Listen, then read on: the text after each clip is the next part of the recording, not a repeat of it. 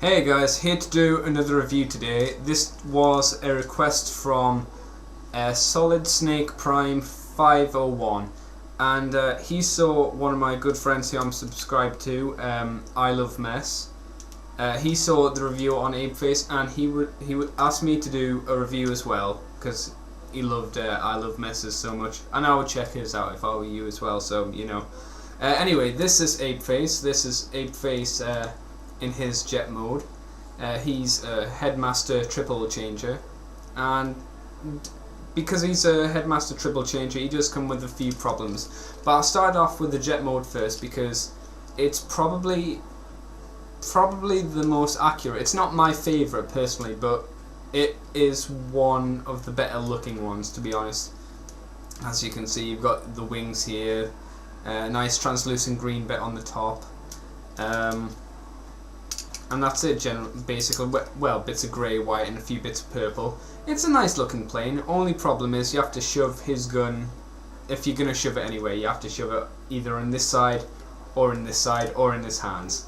And that's one bad thing about this figure. In any mode you have him in, there's always going to be either this bit or this bit here, which comes off to become his shield. Have to go in awkward positions. Excuse me. And also the arms here obviously don't fit in with a plane idea. They kind of stick out quite obnoxiously. There's like bam right there in your face. But you know, you gotta give it credit. It's a G1 figure. Triple changes were never great. Well, at least he's not broadwise. You know, he's not one of them. The jet. Oh, there's the rub symbol on top. And I think that's all I can say about the jet mode at the moment.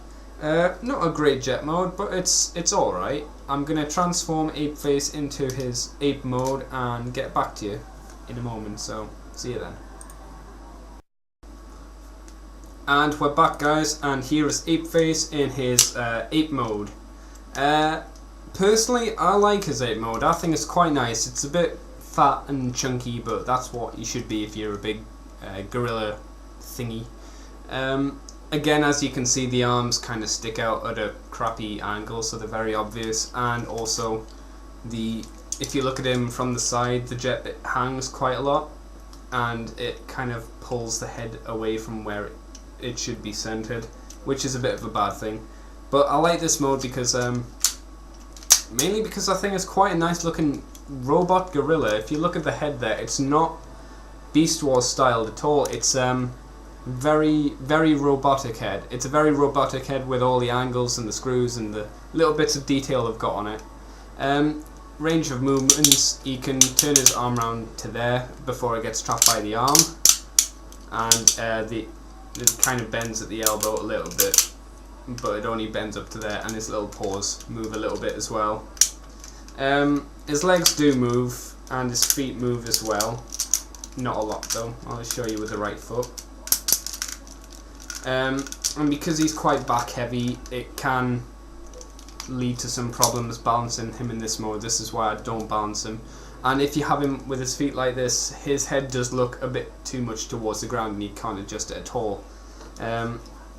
Again, shield and gun, if you're going to have them anywhere, you have to stick them on the side there, because they're the only two holes that are big enough for it, typically. I'm saying lots of bad things about Apeface, but he is a very cool figure, and he was the first Headmaster I ever got, so you know, he's quite close to my heart because I love Headmasters, mainly because of this guy. So I'm going to transform to his main mode, his robot mode, and show you his Headmaster companion, Spasma. Try getting a toy company to produce a toy called Spasma anytime soon. I don't see it happening. And so I'll see you in a moment when I transform him.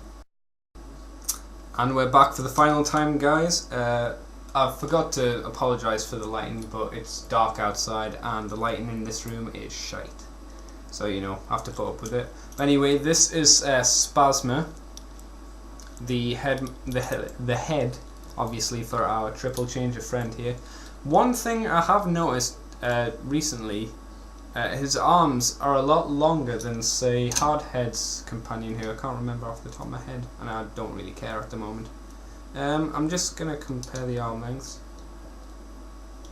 Now, they're about the same, but they do look longer for some reason. I don't know why. It might just be me and the light, and me being stupid and high on chocolate today, because it's Easter if no one knew, which you all should. So happy Easter, I suppose. Anyway, back to Spasma. He has the same range of motion as most of the, well, all of the Headmasters.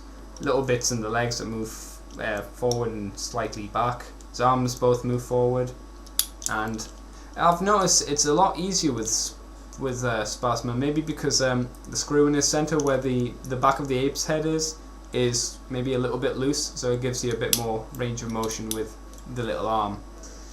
So obviously that is now his head, and that is Apeface head. You know, what can you do? Plot that on the top there, and there we have Apeface.